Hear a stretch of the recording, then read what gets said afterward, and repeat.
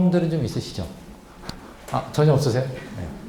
또 예비고일 설명회는 좀 다른 설명회보다 마음은 좀 기쁜데 좀 뭔가 어느 정도까지 설명드려야 되는가에 대한 고뇌가 조금 많이 있어요. 그래서 제가 이번 설명회 준비하면서는 입시보다는 공부 쪽에 비중을 좀 많이 뒀습니다. 그러니까 그게 더 궁금해 하시지 않을까 그런 생각이 좀 들어서 지금부터 열심히 한번 공부를 하고 가세요. 네? 어머니들도 많이 아시는 만큼 우리 아이들이 얼마나 힘든 거를 잘 해결해야 하는지에 대해서 많이 응원하실 수 있을 테니까 필기도구 다 드렸으니까 그거 보시면서 대신 이제 뒤에 앉으신 분들은 잘 안 보일 수가 있습니다. 그럼 제가 좀 이따가 불러드릴 테니까 듣기 평가로 한번 잘 한번 써보시기 바랍니다. 자, 우선 일단 오늘 제가 수능 국어에 대한 말씀을 좀 드리고요. 우리 선생님들이 학교가 12개 학교가 양천에 있어요. 근데 그 12개 학교 중에 몇 개만 우선 일단 1차 설명회 때는 말씀을 드리도록 하겠습니다. 다 하기에는 좀 너무 지치시니까. 왜냐면 오늘 뭐 여고에 대한 설명회를, 내신에 대한 분석을 하는데 지금 남학생이면 이건 들을 필요가 없다라고 생각하실 수도 있거든요. 그런데 이 목동 지역의 그룹이 비슷한 학교들은 대동소이해요. 비슷비슷하다는 거죠. 그래서 상대적인 타산지석의 의미로 알아두시는 것도 좀 의미가 있을 것 같습니다. 자, 그럼 이제 고등학교 진학을 위해서 간단하게 몇 가지 알아야 되는 것부터 좀 말씀을 드려볼게요. 페이지 잠깐 넘기시면 돼요. 그냥 여기 다 똑같이 있습니다. 네. 넘기시면서 같이 보시면 됩니다. 네. 목동 지역이라고 하면 사실 우리가 목동하면 양천 쪽을 많이 얘기하는데 이 강서 쪽까지 다 해서 우리가 26개 고등학교가 있어요. 그 중에 한가람고가 작년에 일반고로 바뀌면서 지금 이제 자사고는 양정고등학교 하나만 있습니다. 지금 제가 이렇게 동그라미 친 건 안 치셔도 돼요. 이미 아실 텐데 이 학교들은 양천에 있는 학교들. 나머지는 모두 강서지구. 그래서 강서지구가 양천지구보다는 학교가 두 학교가 좀 더 많습니다. 그런데 대부분 이 학교들이 이제 성과를 내요. 이제 고등학교 진학을 위해서 12월 6일부터 이제 원서 접수하실 거잖아요. 그럴 때 요 지도가 잘 안 보이시겠지만 영상으로는 거기에는 다 보이시겠죠? 요게 서울시에 있는 11개 학교군이에요. 이 11개 학교군 중에 1단계에서는 단일학교군이라 그래서 2개 학교를 선택하시는 거예요. 물론 자사고를 선택하시게 되면 양정고를 1단계에다가 선택을 하시면 되는 겁니다. 그 다음에 나는 요 전체에서 배제고를 한번 쓰고 싶어. 뭐 이래도 상관없고요. 뭐 아무 데나 다 쓰는 거예요. 근데 대신 될 확률이 20%밖에 안 돼요. 그러니까 웬만하면 1단계에서 그 교육감 후기 일반고 선택을 하기 위해서 내가 만약에 이번에 강서구를 가고 싶다. 그럼 여기 1단계에서 그냥 강서구를 선택하시는 거예요. 그래서 2개 학교를 할 수 있거든요. 1지망, 2지망을 같은 학교는 할 수 없지만 다른 학교로 예를 들어 강서, 양천 아니면 뭐 신목, 배감 이런 식으로 선택을 하시면 되는 거죠. 일반 학교군은 우리 강서, 양천지구 요렇게 된 녀석이 있죠. 네, 요 녀석에서 역시 1지망, 2지망으로 선택을 하시는데 1단계가 똑같이 하시면 돼요. 그 다음에 이제 3단계는 없어요. 3단계는 여기서 40%를 추첨 선발했을 때 학교 배정을 받지 못한 학생들이 통합학교군이라 해서 요 옆에 있는 남부지부 있죠. 구로, 영등포 이런 학교와 이거를 하나의 통합학교군이라고 해서 교통 편의가 전혀 문제가 없다. 정부에서는 그렇게 보는 거예요. 그래서 여기에서 이제 나머지 40%를 선발하게 됩니다. 그래서 최근에는 구용고 쪽으로 여기서 선발되지 못한 애들이 많이 갔어요. 그래서 구용고가 지금 입결이 상당히 좋습니다. 아무래도 여기에서 중학교까지 그래도 학습을 어느 정도 한 친구들이 좀 넘어간 경우들도 있어서요. 자, 그러면 이제 12월 6일 날 원서 접수해서 12월 7일이군요. 참. 12월 7일 날 원서 접수해서 1월 6일 날 후기에 배정될 학생들을 선발을 해요. 그 다음에 2월 2일 날 최종적으로 학교가 배정이 됩니다.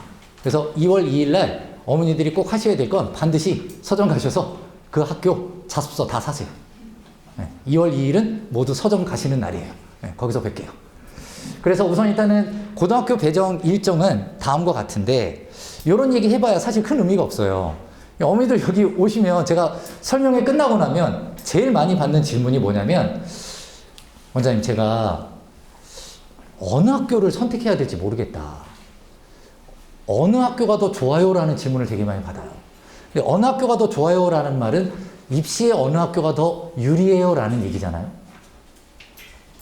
그리고 또 내신형 학교가 어디예요? 수능형 학교는 어디예요? 우리 아이가 친구들한테 영향을 좀 많이 받는 아이인데 이 학교 가면은 학교 분위기가 안 좋다는데 어떡하죠? 우리 아이 성향에 맞는 학교를 좀 찾고 싶은데 어디가 있나 이런 얘기들을 많이 하세요. 그래서 제가 제일 많이 듣는 게 이런 질문입니다. 근데 사실 내신형 학교가 목동 양천지구엔 없어요. 수능형 학교도 없어요. 그리고 우리 아이 학교에 맞는 우리 아이 성향에 맞는 학교? 근데 우리는 우리 아이의 성향을 잘 몰라요. 정확히 아세요? 어머님들이 지금 갖고 있는 우리 아이의 성향이라는 건 사실 중학교 메커니즘에서의 경험이에요.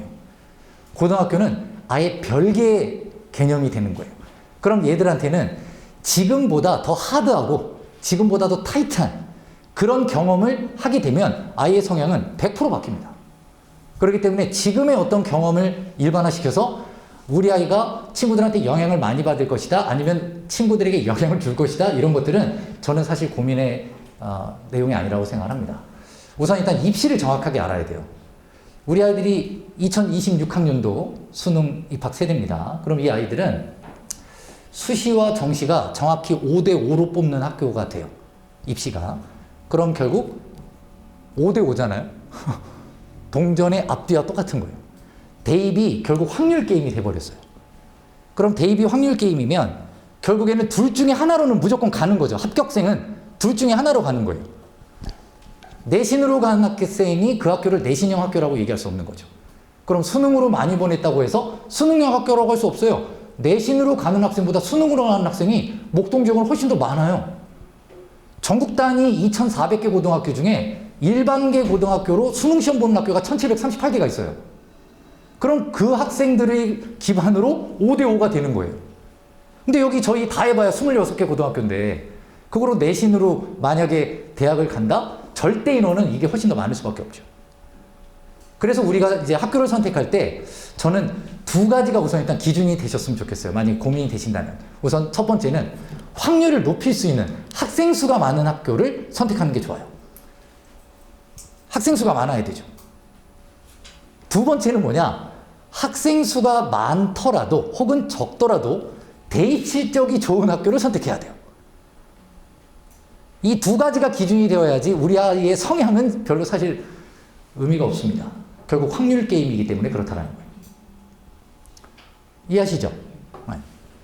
근데 사실 요거보다 더 중요한 게 하나가 있어요. 그러니까 학교 선택이나 학생 수, 대입 실적 이런 것들을 한번 염두에 두고 어떤 학교를 지원하는 데 있어서도 지금 시기에 우리 아이들이 대입 성공을 하기 위해서 제일 중요한 게 있다면 저는 이 진로 선택이라고 생각합니다. 그러니까 고등학교 선택을 하기 위해 진을 빼기보다는 오늘 집에 가셔서 제가 좀 이따가 책도 다 소개를 해드릴 거거든요. 어머니가 아무리 얘기하는 것보다 애가 한번 책을 읽어보는 것도 좋아요. 그래서 어떤 대학에 관련된 책들 그런 것들 한번 좀 보시면 애들이 엄마가 원하는 진로가 아니라 그걸 아이가 수긍할 수 있는 진로를 조금 더 구체화시켜야 된다는 얘기예요. 예를 들어 의학대학을 가고 싶다?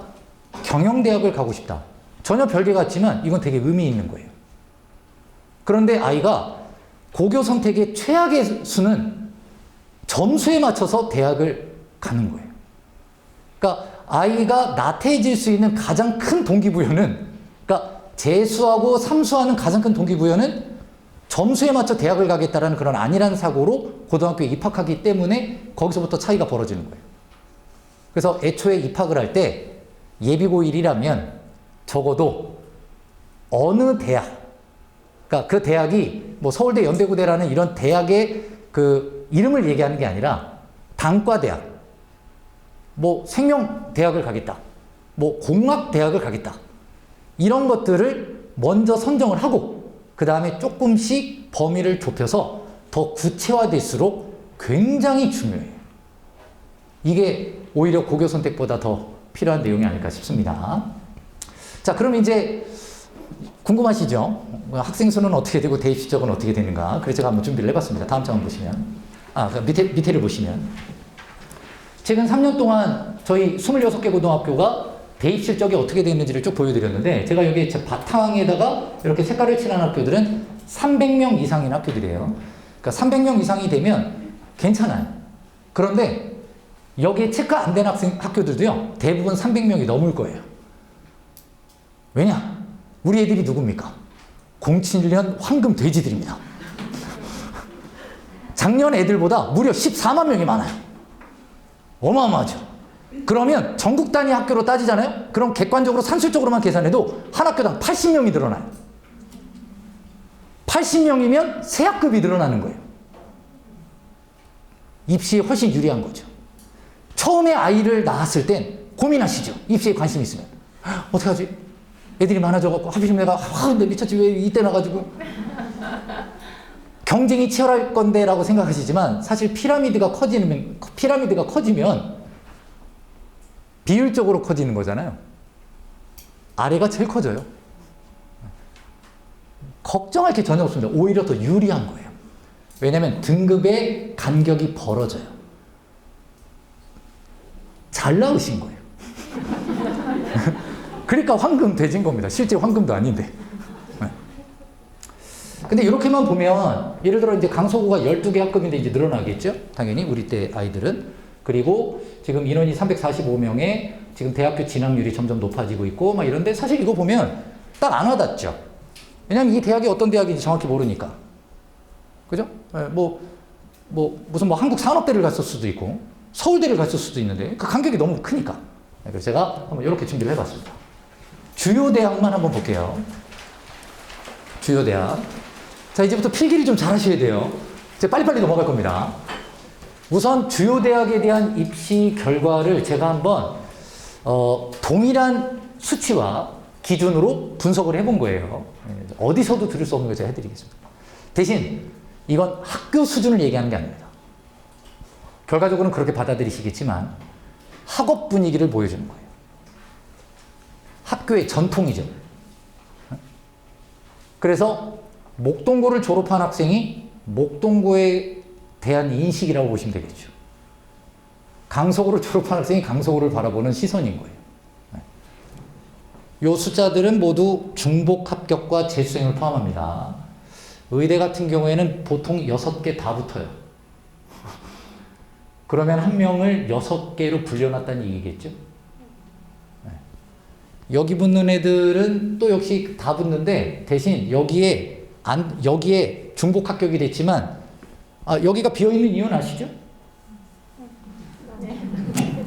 남고예요. 제가 일을 하다 만 게 아니고요.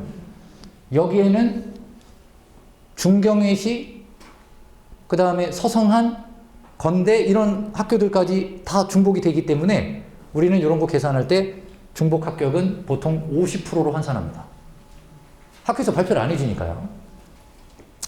재수생은 여기 나와 있죠. 재수생이 여기 나와 있죠. 그래서 제가 우리 목동의 학교군을 3개 그룹으로 나눠 볼게요. 먼저 제가 지금 초록색으로 체크한 학교들이 1그룹 학교입니다. 그래서 이 학교 5개 중에 어딜 가나 다 좋아요. 그러니까 뭐 고민하실 거 없어요.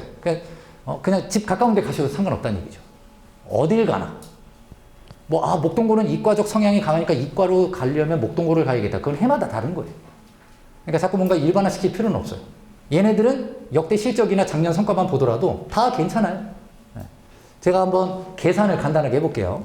강서고등학교가 12개 학급에 345명인데 지금 스카이만 90명이 갔어요. 엄청나죠? 그러면 요게 50% 환산해서 재수생 비율 49.3%를 적용하면 재학생은 23명이 갔다는 뜻이에요. 지금 보시면 의학계열을 119명 갔죠? 장난 아니지 않습니까? 지금 휘문이나 중동이나 단대부고보다 많이 가요. 거의 일반고에서 거의 탑 수준입니다. 근데 그 중에 의대만 72명이 갔어요. 엄청나죠? 그럼 어머니들이 이런 자료를 보면 무언 착각을 하냐면 잠깐만 이거 2개 더 해봐. 그럼 200명이 넘지. 그럼 340명 200등 안에만 들면 우리 애가 지금 그럼 강서구 무조건 보내야 되는 거네. 이 학교를 보내야지 안 떨어지면 이제 애는 나 이제 고등학교 다닐 의미가 없어. 이런 생각을 하게끔 만드는 건데 이거 완전 지나친 착각이라는 거죠. 여기 재수라고 써놨지만 사실 N수라고 해야 돼요. 게다가 이쪽은요. N의 숫자가 더 높아져요. 그러니까 그런 걸 꼭 감안을 해주셔야 됩니다. 근데 이거를 역시 그냥 산술적으로 객관화 시켰을 때는 약 30명이 입학한 거라고 볼 수 있어요. 아까 계산하는 방법대로 그대로 해보면.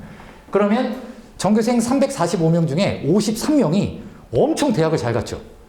그러면 전체 인원으로 따지면 이 학교에서 15% 안에 들면 이 좋은 대학에 간다라는 얘기예요. 그러니까 강서구는 우리 양천지구에 있지만 사실 일반고로 따지면 전국 탑 수준에 해당하는 학교 중에 하나가 되는 거죠. 학업 분위기가 그렇다는 뜻이에요. 학교에서 잘 가르쳐서가 아니에요. 휘문고도 마찬가지죠. 학교에서 아무것도 안 해요. 애들이 학원을 다닐 수 있게 해주는 거예요.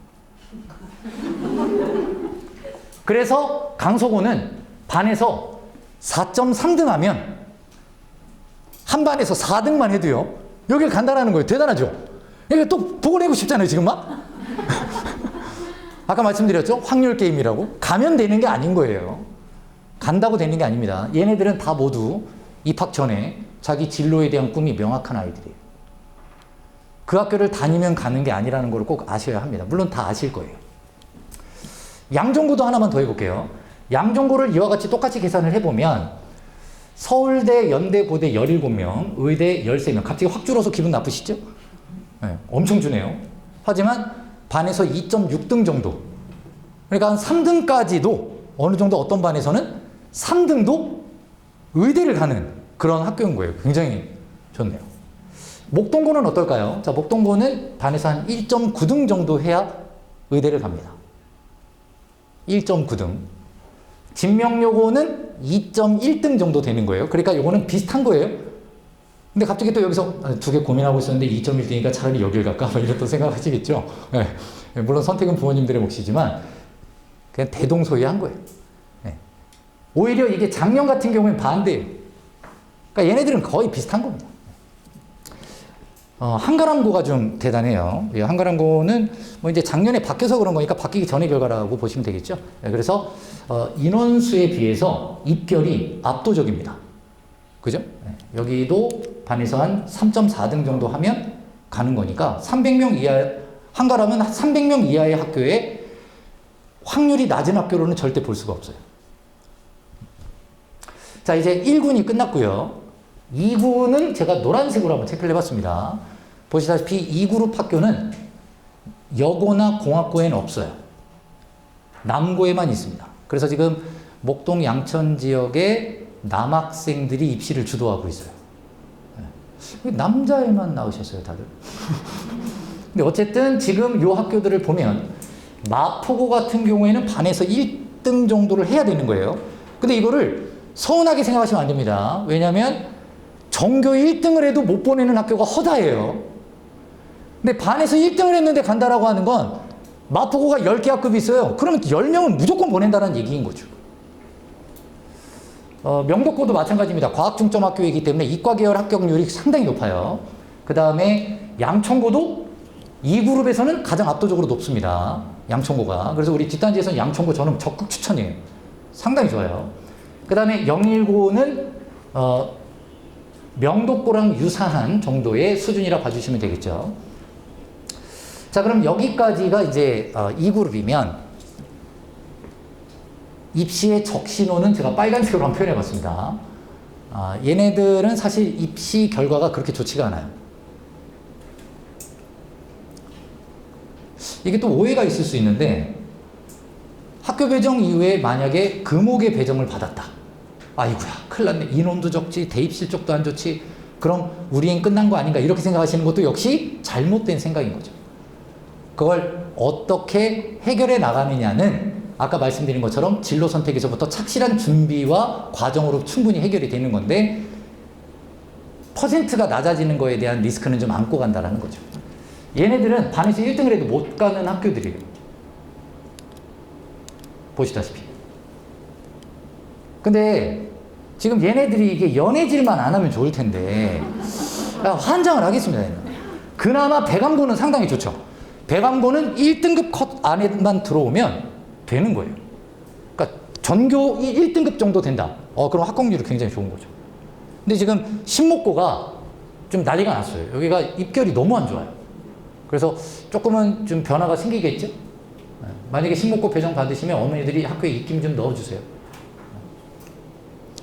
그래서 지금 전체적으로 이런 식의 그룹을 3개로 나누어서 판단을 하시고 그리고 선택을 할 때 참고해 주시면 좋겠습니다. 이대로 하라는 얘기는 아닌 거 아시죠?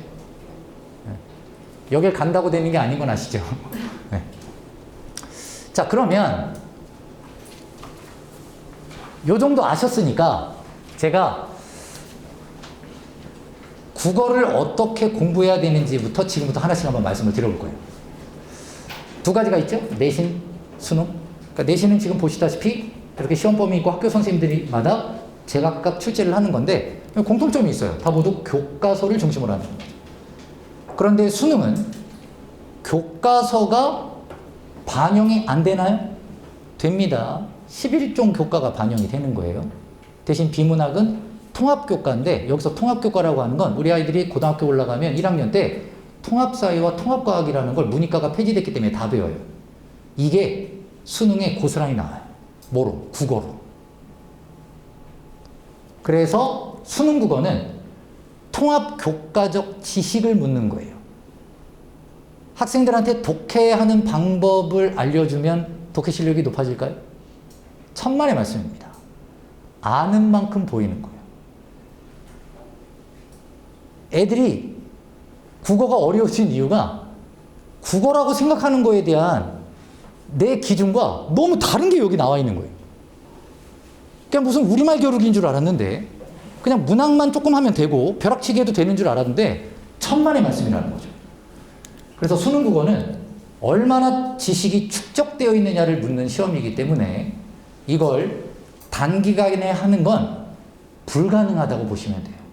예전에는 고3 때 수능 역전이라는 말이 있었거든요. 사라진 지 오래입니다. 고3 때 역전하려면 재수를 해야지만 어느 정도 가능해지는 거예요. 아까 1그룹에 있는 학교들 보시면 모두 4년제예요. 그러니까 아까 1그룹 대학 잘 보냈죠? 그럼 4년 생활한다 생각하고 보내시는 거예요. 네. 너무 지금 분위기가 무겁습니다. 네. 물론 저 때문이죠. 네. 물론 저 때문은 아니고 사실 엄밀히 얘기하면. 그럼 이제 지식을 축적을 해야 된다. 그럼 또 뭐 어떤 지식을 축적해야 되느냐 이런 것도 알아두셔야 되는데 최근 3년 동안의 입시 흐름을 한번 잘 볼게요. 2020년, 2022년만 간단하게 비교해봤습니다. 지금 원점수 차이가 몇 점 나요? 이때는 91점이면 1등급이었죠. 근데 이때부터 이제 입시 제도가 바뀌어가지고요. 선택 과목이라는 게 있어서 지금 여기 보면 81점이죠. 원점수만 10점 차이가 나요. 그럼 어려워진 거예요? 쉬워진 거예요? 엄청 어려워진 거예요. 왜 이렇게 어렵게 내죠? 앞으로도 그러면 쉽게 낼까요? 뭐 이런 게 사이클이니까 무슨 주식처럼. 뭐 올라간 게 있으면 내려오니까 또 올라가기도 뭐 이게 뭐 있어야지 이런 느낌이 있을 수 있지 않습니까?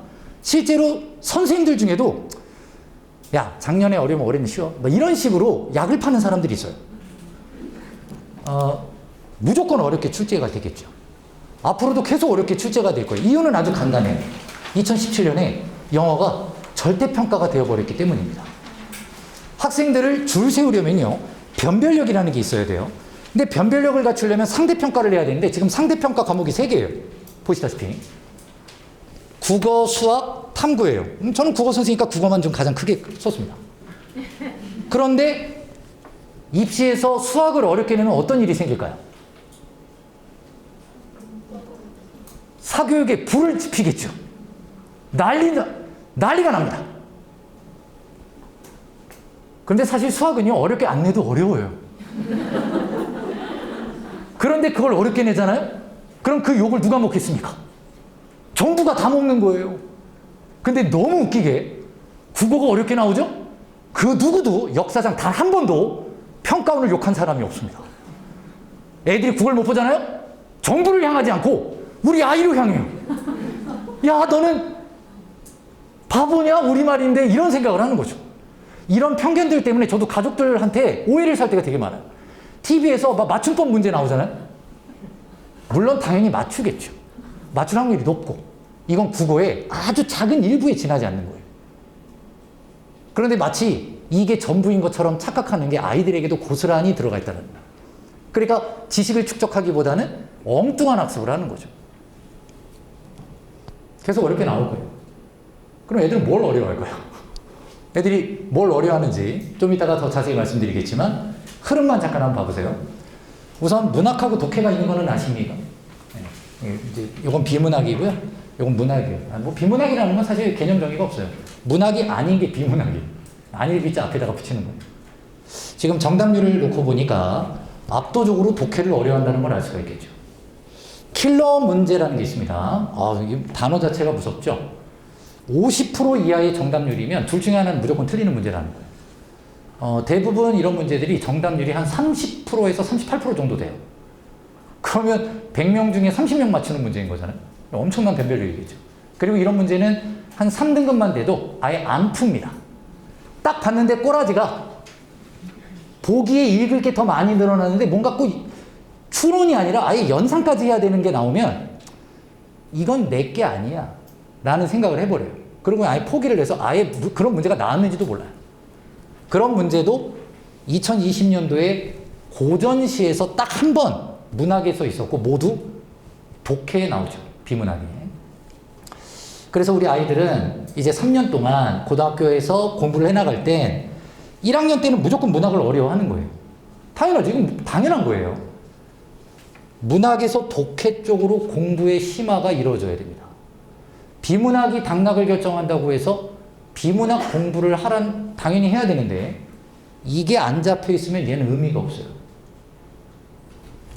그래서 이 얘기를 한번 해보도록 하겠습니다.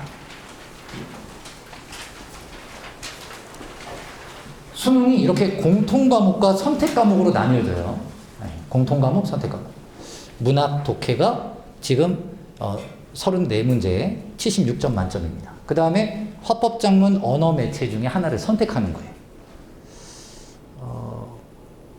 여기 보면 소요시간이 있죠. 요거를 별을 딱 하나 때려 놓으세요.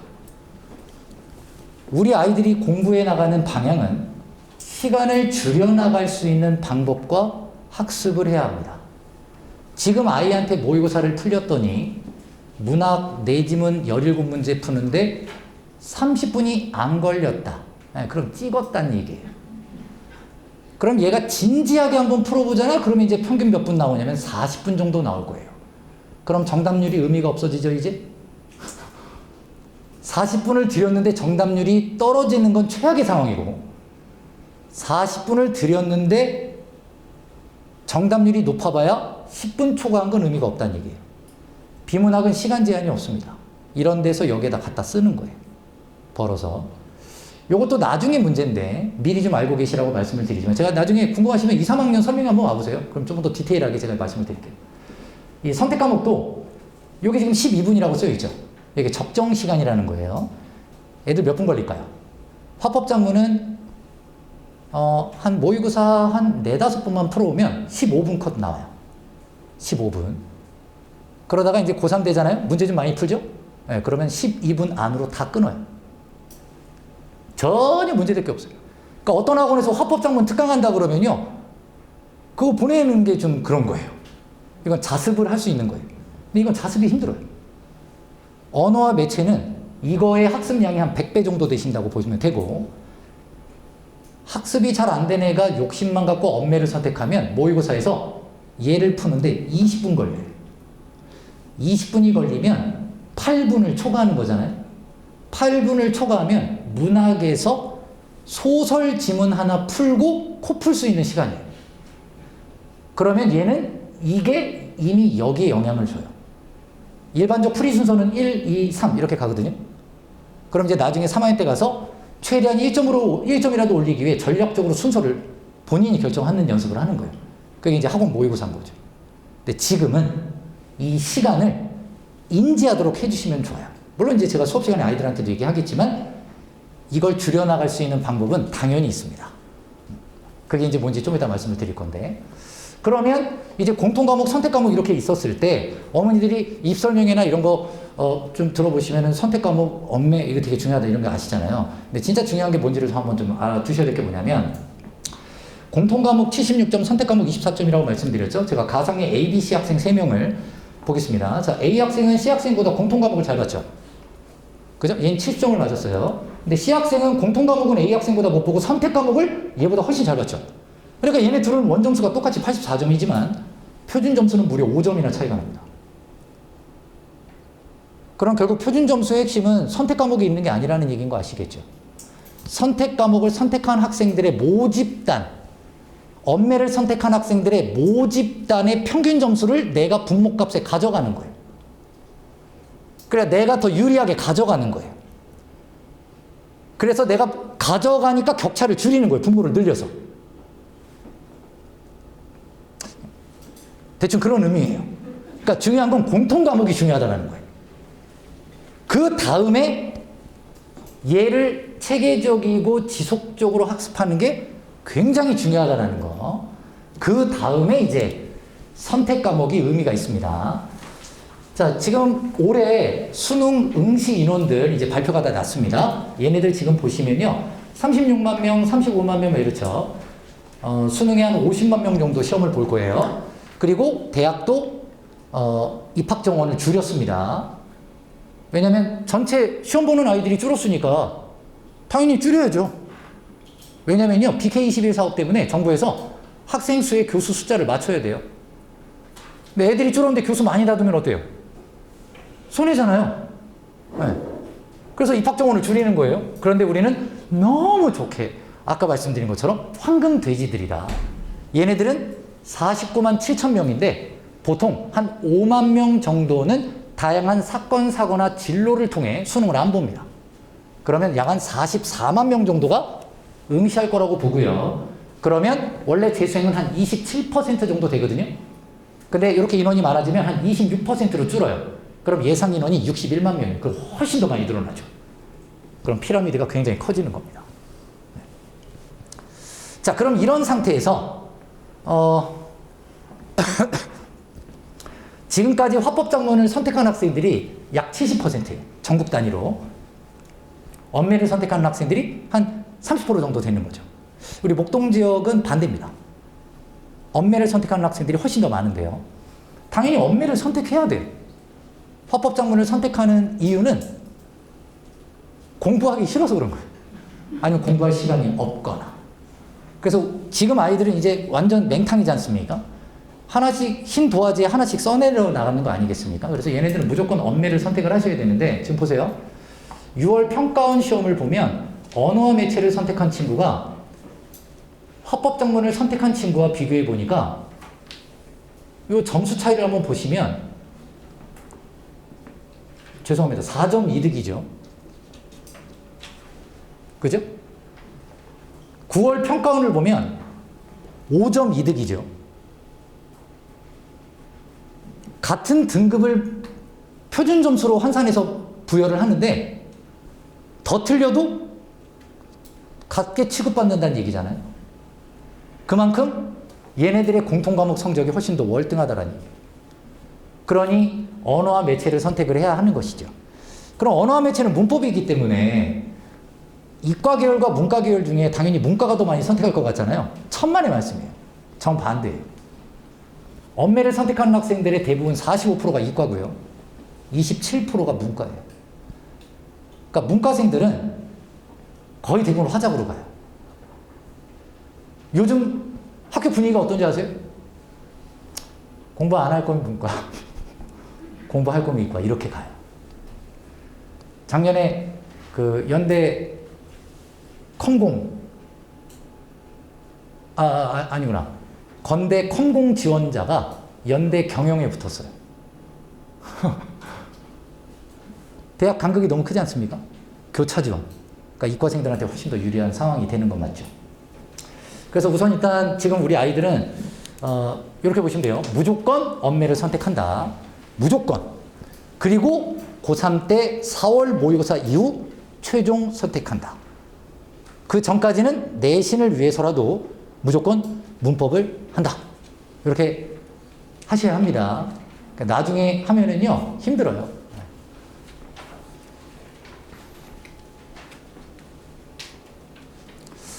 에어컨을 좀 잠깐 켜겠습니다.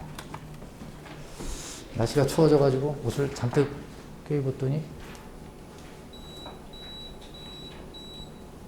혹시 추우시면 말씀하십시오. 네. 자, 그럼 이제 어떻게 공부해야 되는지 제가 좀 말씀을 드릴게요. 세세하게 말씀을 드릴 거예요. 우리 아이들이 공부해야 되는 게 6개의 종류가 있어요. 6개. 그 중에 무조건 1순위가 문학 개념이에요. 혹은 우리가 문학 개념어라고 하는 것들이 있거든요. 이 문학 개념은 두 가지가 있어요. 선택항지를 구성하는 개념어, 이 작품을 읽기 위해 알아야 되는 개념. 이렇게 두 가지가 있는 거예요. 그러니까 읽기 위한 개념, 출제자가 제시한 선택항지에서 답을 찾기 위해 알아야 되는 용어적 개념. 이렇게 두 가지가 있는데 지금 고등학교 올라가기 전에 우리 아이들이 공부해야 될 건 요거예요. 요걸 공부해야 됩니다. 개념어를 공부해야 돼요. 이 개념어를 공부한다라고 하는 거는 단순하게 단어적 의미만은 아니에요. 예를 들면 이런 거예요. 가와나 모두 자연물을 통해 화자의 정서가 심화되고 있다 이런 말이 있어요. 그럼 이제 아이들 중에 저한테 와서 선생님 저는 전혀 정서가 심화된 것 같지 않은데 어디에 심화가 됐어요? 라고 얘기하는 애들이 있어요. 또 감각적 이미지를 통해 생동감을 자아냈대요. 그럼 전 전혀 생동감을 못 느꼈다 이거죠. 또 명사형 종교를 통해 여운을 주고 있다 그러면 맞아요. 여운이요? 전혀 안 남는데 다시 읽고 싶지도 않는데. 그러니까 이런 판단의 가장 큰 이유는 얘네 셋은 얘네 세 개 있죠. 얘네 모두 다 문학이 갖추고 있는 기본 본질이에요. 그러니까 얘네들은 만약에 문제를 풀 때 나오잖아요. 의심 자체를 하면 문학이 뭔지 모르는 거예요. 모든 문학은 정서가 심화되는 거예요. 정서가 약화되는 문학은 없어요. 생동감이라고 하는 게 어디 가서 날고 뛰는 게 아니에요. 뭐 밝고 명랑한 이런 느낌이 아니라는 거죠. 예술작품이든 영화든 보고 난 다음에 뭔가 머릿속에 남는 게 여운이에요. 문학도 마치 그런 예술의 하위범주라는 거죠. 그래서 이런 것들을 먼저 이제 하나씩 배워나가는 거죠. 또 애들이 어설프게 공부하는 것들이 많은 것 중에 이런 뭐 예를 들어 거리감이에요. 그럼 애들이 와가지고 선생님 이 거리감이 얘랑 나랑 사이에 공간적 거리감이에요? 근데 학교에서 심리적 거리감이라는 거 들어봤는데 근데 그 심리적 거리감이요. 좀 얘랑 더 친하면 가까울 수도 있고요. 좀 덜 친하면 좀 멀어질 수도 있고 이러잖아요. 그래서 저는 그냥 좋아하는 것 같긴 한데 그렇게 막 좋아하는 것 같진 않아서 거리감이 드러난다고 생각했어요. 이렇게 얘기를 해요. 소설 씁니다. 그래서 제가 야, 넌 친구가 너한테 요즘 거리감 느껴져 그러면 어느 정도라고 되묻니? 그건 지금 너랑 소원해졌다라는 심리적으로 멀어졌다라는 의미니까 친근감에 반대야 라고 얘기하면 아 그런 거예요? 이렇게 가는 거죠. 이걸 고3 애들이 물어봐요. 그러니까 저학년 때 기초학습이 너무 안 돼 있는 거예요. 그때 모의고사 풀면서 비문학을 하나씩 지식을 더 많이 축적해 나가고 해야 될 시기에 문학 개념이 안 잡혀 있으니까 너무 힘들어하는 거죠. 또 이런 거예요. 음성상징어란 말 혹시 아세요? 뭐 의성어, 의태어란 말 아시죠? 헤헤, 키키 뭐 이런 것들이 요즘 애들 크크 막 이러잖아요. 아니면 헤헤, 히읗 이러죠. 이거 음성상징어예요. 근데 저번에 어떤 모의고사에 이게 나왔어요. 그래 어떤 애가 와갖고 그러죠. 선생님 해외대다 음성상징어잖아요. 근데 이게 틀렸대요. 라고 하는 거죠. 해외대다가 누가 음성상징어래? 아니에요? 또 이런 식으로 하는 거죠. 아니에요. 음성상징어의 조건을 잘 모르는 거예요. 이런 걸 정밀하게 짚어줘야 돼요. 그냥 어느 교과서나 있는 거에처럼 야 음성상징어 자 모양이나 소리를 흉내낸 거야. 이거로는 안 된다는 거죠. 좀 더 디테일하게 짚어줘야 돼요. 요즘 애들은 그렇게 안 하면 자기 주도적으로 안 해요. 할 게 너무 많거든요. 애들의 성향이 잘못된 게 아니에요. X세대시죠? X세대가 뭐예요? 자기 주도적이었어요. 모든 건 내가 결정하는 거예요. 그래서 나는 이렇게 하고 싶은데 이 사회가 만들어 놓은 틀 자체가 별로 그렇게 편하지 않아요. X세대. 저도 X세대예요. 그러다 보니까 애한테까지 생각이 가면 얘가 이해가 안 되는 거예요. 난 내가 다 알아서 했는데. 그때랑 지금이랑 시험 난이도가 하늘과 땅 차이예요. 그러니 아이들보다 월등하다고 착각하시면 안 돼요. 지금 애들이 훨씬 더 현명해요. 단지 어릴 뿐이에요. 어려서 찌질할 뿐이지 애들이 지혜롭지 않은 건 아니에요. 그 트리거를 자극을 해줘야 되는 거예요. 그러면 몰라서 못하는 거지 아는데 하기 싫어하는 아이는 어느 세대에나 있었어요. 그래서 요즘 MZ세대를 그렇게 잘못 규정하면 안 될 것 같더라고요. 이런 것들이 이제 뭐 수업하는 건 아니니까 이런 것들을 이제 하나씩 낱낱이 짚어주는 게 요번 겨울에 하는 그러니까 제가 요번에 특강하라는 개념 수업이라는 거예요. 두 번째는 고전 시가를 반드시 해야 돼요. 제가 이 밑에다가 이 문제집, 이거 오늘 집에 가면서 하나 사세요. 이런 문제집 추천이라고 써 있는데, 물론 이 출판사는 저는 아무런 그거 없습니다. 문제를, 요거를 이제 나중에 사가지고, 우선 일단 요번에 제 수업을 들을 거 아니에요? 그럼 제가 뭐 해줄 거냐? 고전 시가가 뭐 요런 것들을 해야 돼요. 이런 거. 요 세 가지, 1번, 2번, 3번을 해야 되는데, 그 중에 가장 으뜸이 되는 게 1번이에요. 근데 이거를 요번에 잡아주고 고등학교에 올라가는 게 중요하다는 거죠. 대신 그걸 시조에다가 병행해 줘야 돼요. 왜냐면 지금 목동 지역이나 어디나 대치동도 똑같아요. 1학년 수능형 내신은 문학에서 교과 지문 넣어놓은 다음에 선택한 지에 시조를 다 넣어버리는 거예요. 이러면 수능형 내신이 되는 거예요. 충분히 미리 사전 대비할 수가 있습니다. 그래서 그거를 수능과 함께 준비한다는 취지로 요거를 해주고 난 다음 이 문제집을 사서 시조만 풀리시면 돼요. 그리고 나머지는 나중에 연시조나 이런 거 공부하고 난 다음에 또 풀리시면 돼요. 우선 고전 시가가 입시에서 왜 중요하냐면요. 아까 문학은 독해보다는 좀 덜 했죠. 그런데 지금 보시다시피 입시에서 문학의 영역들 중 음영 처리되어 있는 정답률이 그나마 좀 낮은 것들은 무조건 다 고전이에요. 애들이 그만큼 고전을 어려워하는데 이유는 뭐냐? 이과생들의 커리큘럼에 고전이 없어요. 그러니까 학교에서 내신에서도 1학년 때 하는 거 외에는, 근데 1학년 때 하는 거는 상당히 얕은 지식이거든요. 그러니까 이게 작품에 대한 경험이 많이 부족해요. 근데 이거는 현대 문학보다 월등히 쉽습니다. 왜냐하면 작품을 더 이상 창작을 할 수가 없어요. 그래서 정해진 것만 나오는 거예요. 그러니까 걱정 안 하셔도 돼요. 그럼 뭘 해야 되느냐? 지금 밑에 해놨죠, 제가? 왜 시조를 먼저 하는지 아시겠죠? 학교 내신에서도 중요하지만 실제 입시에서도 시조가 무조건 압도적으로 많이 출제가 돼요. 근데 뭐 사실 시조가 양이 좀 많습니다. 세 번째는 문법 개념인데, 문법 개념이 워낙 많아가지고 요번에 이제 예비고일 올라가는 학생들이 저는 요거를 좀 해줬으면 좋겠어요. 1번 요거 체크해 놓으세요. 음은 문법 요소, 한글 맞춤법, 세종어제 흥미정음. 요거는 고등학교 1학년 1학기 때는 반드시 자기 거로 만들 수 있도록. 그러니까 문법을 어차피 할 거니까 우리가. 그러면 이게 엄청난 자신감을 줄 건데요. 역시 제가 요거 내신이나 수능에 이 책이 괜찮은 게 뭐냐면 문제가 치사해요. 문제가 너무 치사해서 좋아요. 그러니까 애들이 수능 문법 기출은요, 진짜 딱 나올 것들이 나오면서 굉장히 논리적이에요. 애들이 겁을 확 먹어요.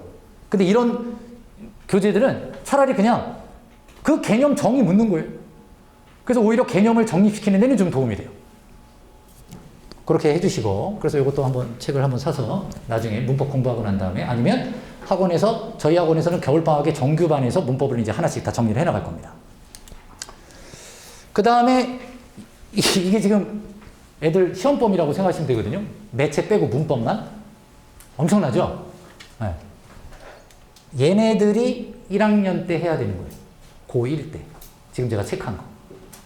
얘네들이 뭐 굳이 체크 안 하셔도 되는데 앞에 밑줄 걷잖아요. 네. 그 내용을 구체적으로 표현한 것 뿐이에요. 요게 고1 과정이라고 보시면 됩니다. 고1. 결국은 다 해야 돼요. 네. 결국은 다 해야 돼요. 문법은 3년 동안 2번 총정리하는 거예요. 2학년 올라갈 때 한 번, 3학년 올라갈 때 한 번. 그럴 때 문법 총정리 한번 해요. 지금은 총정리할 필요가 없습니다. 우선 일단 중학교 수준에서 판단해 주시면 될 것 같아요. 찍으셔도 됩니다. 멀리 계시면 또 안 보이시죠.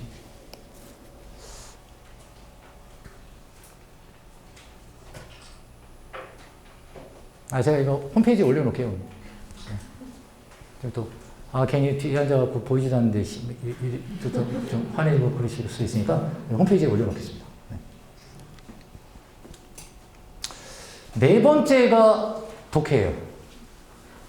비문학을 하는 데 있어서 책을 많이 읽은 건 도움이 되겠죠. SF 소설이라도 쓰는 근육이 달라서 그렇지 당연히 도움이 됩니다. 책을 많이 읽은 건 엄청 도움이 돼요. 근데 이제 제가 고3 애들도 이렇게 상담하다 보면 성적이 빠르게 올라가는 아이들은 대부분 어렸을 때 책을 많이 읽은 거예요. 근데 되게 열심히 노력하는데 잘 안 되는 친구들을 보면 좀 안타깝잖아요. 그러니까 1, 2학년 때 내신만 하고 내신 끝나고 난 다음에 엄마가 나이스하게 쉬게 해준 거예요. 그래서 5월 같은 시기, 지금 이 10월 같은 시기도요. 아, 너 내신하느라고 힘들었잖아. 그러면 뭐 2, 3주밖에 안 되는데 뭐 수능 하는 그냥 모의고사 사서 문제나 풀어. 이런 식으로 방만하게 하다 보니까 3학년 때 다들 열심히 할 때 본인도 그냥 열심히 한 거죠. 우선 일단 비문학은 문해력, 독해력, 스키마 이 세 가지가 핵심인데 제가 우리 아이들을 문해력과 스키마의 기초를 우선 일단 가르칠 거예요. 이건 아이들이 비문학에서 뭘 공부해야 되는지에 대한 명확한 방향성을 제시해주는 수업이라고 생각하시면 됩니다. 그래서 니네가 앞으로 기출문제를 풀더라도 답을 찾고 타협하고 근거 찾는 식의 공부가 아니라 지식을 쌓아야 되는구나. 그런 지식에 이런 게 필요하구나라는 걸 인지시킬 거라는 거죠. 물론 제가 또 가르쳐주는 것도 있고 예를 들면 이런 거예요.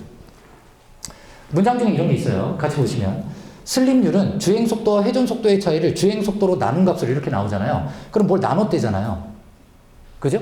그럼 이런 글을 읽을 때 문해력이 있는 학생들은 무슨 뭐 접속어에 동그라미 치고 번호 매기면서 이런 독해 방법들의 개인적 경험을 통해 일반화시키는 건 다 모두 잘못된 거고요. 그냥 이 문장 자체를 읽어나가면서 고정된 문장 표현을 이해하는 거예요. 예를 들면 슬립률이라고 하는 건 얘를 얘로 나눴대잖아요. 그럼 주행속도와 슬립률의 관계가 반비례한다는 뜻인 거예요. 그러면 만약에 다음 문장에 주행속도가 감소하면 이라고 하잖아요. 그럼 아이들은 자연스럽게 추론할 수 있는 거예요. 아, 슬립률이 증가하면 이런 식으로요. 선지는 이렇게 말만 바꿔주는 거거든요. 제가 제일 안타까운 게 뭐냐면 애가 비문학 성적이 안 나오니까 갑자기 무슨 리트나 피셋 수업을 하는 학원을 찾아가요. 왜? 우리 아이가 추론이 안 된다고 생각하는 거죠. 그러니까 뭔가 리트나 피셋 시험이 뭔지 몰라서 그러시는 거예요. 언어 추론 시험이에요. 언어 추론. 그러니까 논리학을 하는 거예요. 논리학. 3단 문법 이런 거 있죠. 간접 추론, 직접 추론. 수능 범위가 아니에요. 수능은 그런 거를 사고하는 게 아니라 이걸 어떻게 이해할 수 있는지를 얘기하는 거죠. 분위기 점점 심각해집니다. 몇 가지 예를 한번 더 들어볼게요. 제가 이런 걸 가르치겠다라는 거예요. 이런 게 필요하다는 얘기예요. 가격 변화 대비 구매자의 상품 수요량이 변하는 정도를 수요의 가격 탄력성이라고 하는데 이러잖아요. 그럼 애들은 우선 이 말이 어렵잖아요. 그럼 이 새끼를 동그라미 치거나 밑줄을 그어요. 근데 이제 이런 것도 패턴을 알려주는 거죠. 야, 가격 변화 대비 수요량의 변화는 A 대비 B잖아. 그럼 A분의 B가 되는 거야. 그럼 A분의 B가 되면 수요의 가격 탄력성과 가격 변화량이 반비례라는 거잖아. 그럼 가격이 증가하면 그럼 수요 가격 탄력성은 떨어지는구나라는 걸 아까처럼 충분히 추론할 수 있는 거죠. A국에 대한 B국의 환율이 상승한대요. 그럼 먼저 환율이 뭔지를 알아야겠죠. 외화의 가격이에요. 외화의 가치. 그럼 지금 B국의 환율이 상승한다는 건 B국 화폐가 아닌 A국의 화폐가 상승했다는 얘기예요. 근데 이런 거를 심어주면 자연스러운 추론이 되는 거예요. A국에 대한 B국의 환율이 상승하면 A국 화폐의 가치가 상승하면 그럼 당연히 B국 화폐의 가치는 평가 절하돼요. 이건 자연스럽게 이해가 되는 거거든요. 그러니까 이런 것들을 훈련해 나가면서 방대한 양이지만 무엇을 어떻게 공부하느냐의 방향성을 잡아주는 게 지금 시기에 상당히 중요하다. 그러니까 어려운 문제를 많이 푸는 게 의미가 있는 게 아니라는 거죠. 마찬가지입니다. 어머니들 혹시 DNA 이런 거 기억나세요?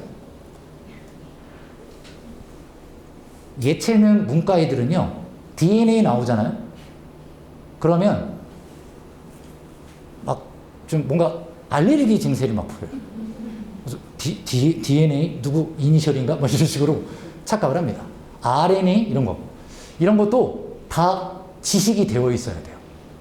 거꾸로 이거는 이과생들한테는 유리하죠. 그래서 이과 애들 나중에 다 보세요. 엄마 나는 경제 지문이 어려워. 이 말은 난 경제 지식이 부족해라는 뜻인 거예요. 그걸 통합과학, 통합사회에서 배우는 건데 그걸 내신 벼락치기로 끝내서 하면 안 되고 암기하라는 건 아니어도 어느 정도 지식화 시킬 필요는 있다라는 거고요. 그걸 수업 시간에 어느 정도 또 같이 보완을 해줘야 돼요. 그래서 독해하는 방법이 다가 아니라는 거고요. 그 다음에 요거 아까 말씀드린 거예요. 아까 오늘 좀 마음은 무겁게 집에 돌아가셔도 되는데 한번 꼭 생각하세요. 우리 아이는 어떤 진로를 함께 고민할까? 그때 어머니들도 같이 한번 읽어보시면 좋을 책들, 이번에 서울대 지원자들이 읽은 책들이에요.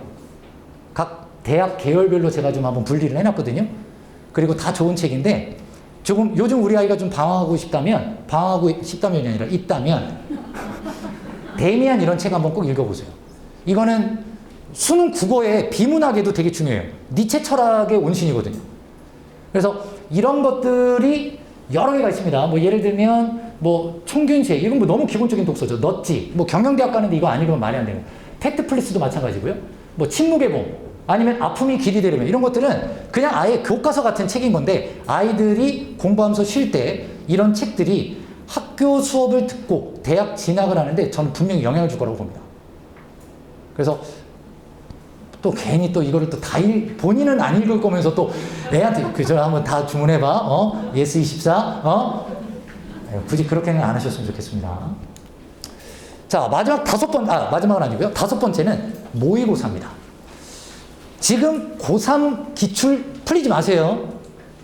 지금은 무조건 고1 학평 최근 3개년간 기출 풀리면 되는데 학원에서 알아서 하니까요. 그냥 보내시면 이걸 하는구나 라고 생각하시면 돼요. 나중에 고3 기출은 최소 2번 이상 푸는 거예요. 어머니들 그걸 알고 계셔야 돼요.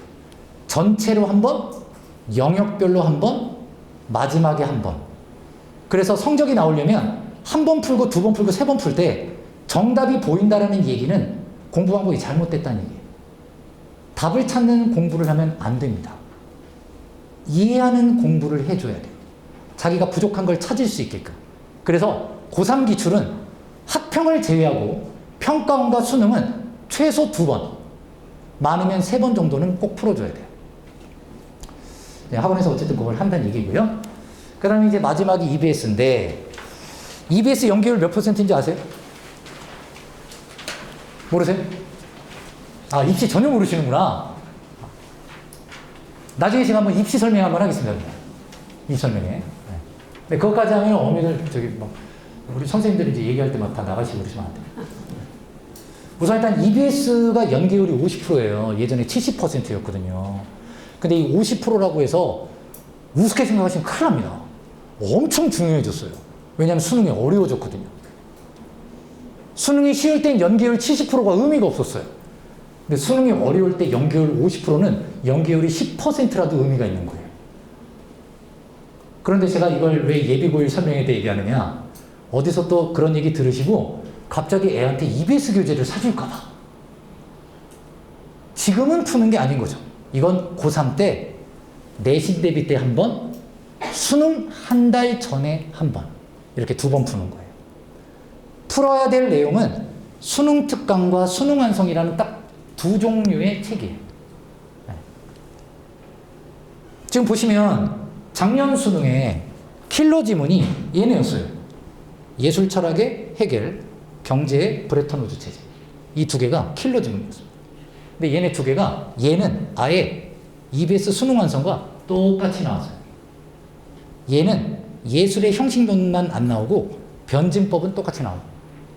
이건 엄청난 파급력이 되는 거죠. 왜냐? 게다가 아이들이 힘들어하는 고전 시가가 똑같이 연계가 됐어요. 그러면 무조건 시간이 줄어듭니다. 그리고 킬러 지문에 대한 해결이 쉬워져요. 그래서 고3 때는 반드시 EBS를 하는 거예요. 그러니까 옛날 수능의 마인드를 가진 사람들이 야, EBS 안 해도 뭐 독해력을 키우면 다 옛날 얘기인 거예요. 그 정도 수준이 아니라는 거죠. 고차원적이에요. 상당히 어렵습니다. 어머니들 기축통화가 뭔지 아세요? 애들은 알아야 된다는 거예요.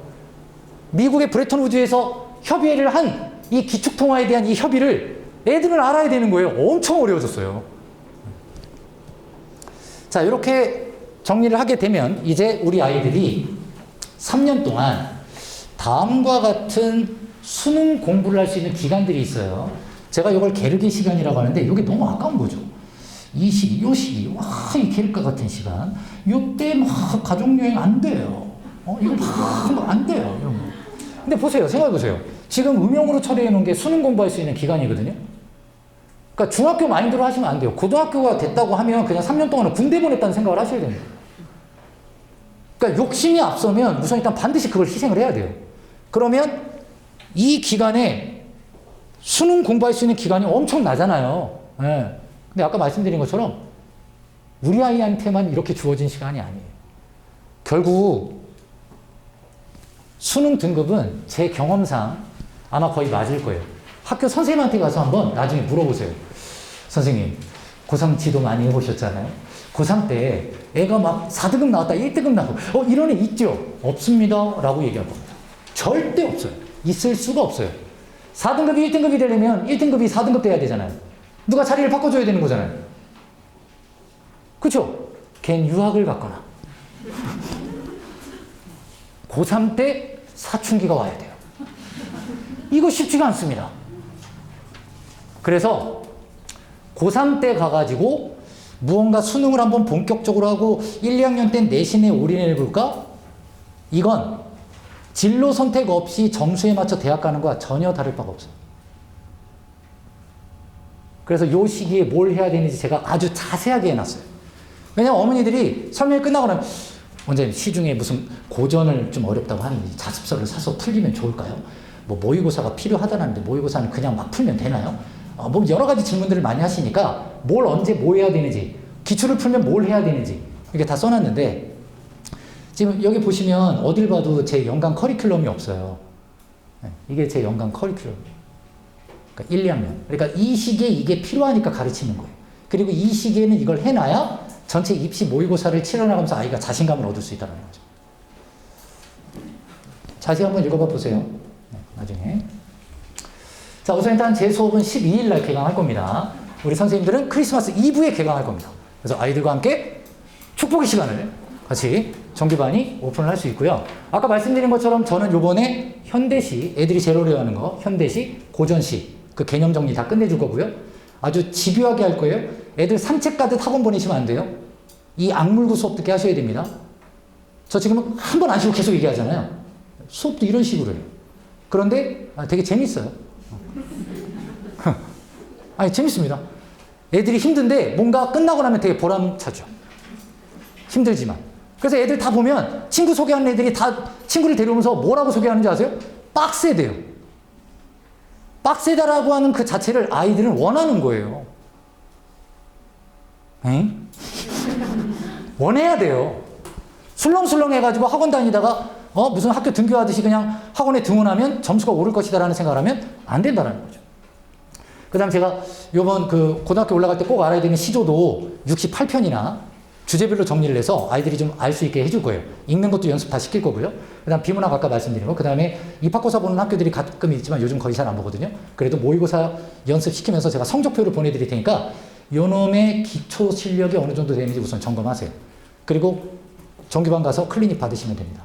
그럼 선생님들이 여기에서 5회 동안 본 모의고사 토대로 너 이런 애구나. 그러면 조금 더 신경을 쓰게 할 겁니다. 그 다음에 정규반 개설이 12월 24일인데 우리가 학교 발표가 2월 2일이죠. 그래서 여러 이제 어머니들께서 이거 어떻게 해요? 그러면 그냥 1지망 학교 반으로 들어가시면 돼요. 그러니까 예를 들어 신목고를 선택했다. 그럼 그냥 신목고 반에서 수업 듣다가 만약에 배감이 됐다. 그럼 배감고로 이제 옮겨가시면 되는 거죠. 2월 2일 날 발표가 나면 그 주에 학교를 바로 바꿀 겁니다.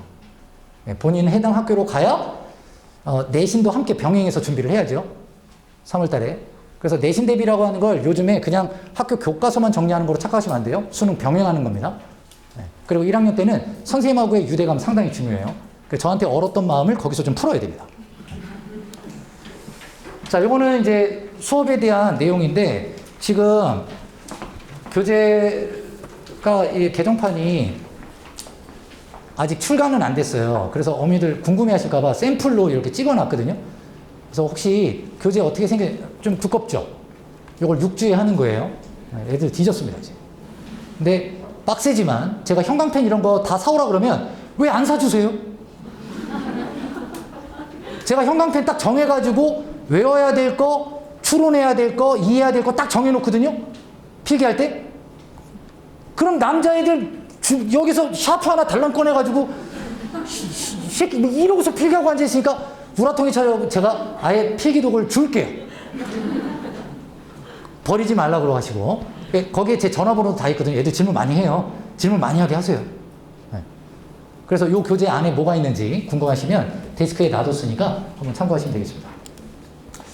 자, 수업은 우선 일단 1관, 2관에서 제가 4개 반 운영을 할 거고요. 인원이 너무 적으면 폐강할 겁니다. 근데 아이들이 많은 거에 대한 두려움을 가지시면 안 돼요. 진짜 중요한 건 강사의 전달력이고 내용이지 애들 몇 명 앉혀놓고서 아이 성향 모르신다니까요. 거기에 맞히시면 그건 입시를 잘못 가시는 거예요. 그래서 우선 일단 이렇게 반 편성되어 있고 아마 거의 폐강 없이 갈 가능성이 높으니까 걱정 마시고 우선 일단 오늘부터 바로 접수 받으니까요. 끝나시고 난 다음에 바로 예약 접수하고 가셔도 돼요. 2관은 앞단지에 있습니다. 2차 설명회는 제가 2관에서 할 거예요.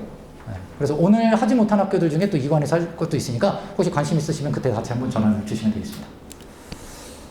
자, 이제 입시에 대한 수능 국어에 대한 이야기는 제가 좀 했고요. 이제 궁금하신 학교에 대한 이야기를 좀 해볼 건데 지금 1학년 담당하시는 우리 선생님들이시고 총 8개의 교과목을 공부를 하는데 뭐 이건 제가 얘기하면 지루하니까 우리 선생님 좀 한번 불러주실까요? 네, 선생님 불러주시죠.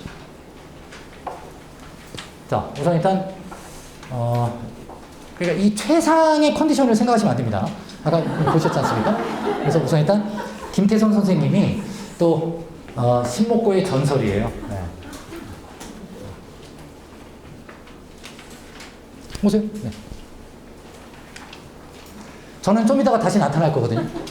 궁금한 거 있으시면 다 질문 받고 오늘 궁금한 건 다 해소하고 가세요. 또 오시기 그러니까. 자, 우선 박수를 좀 맞아주시면.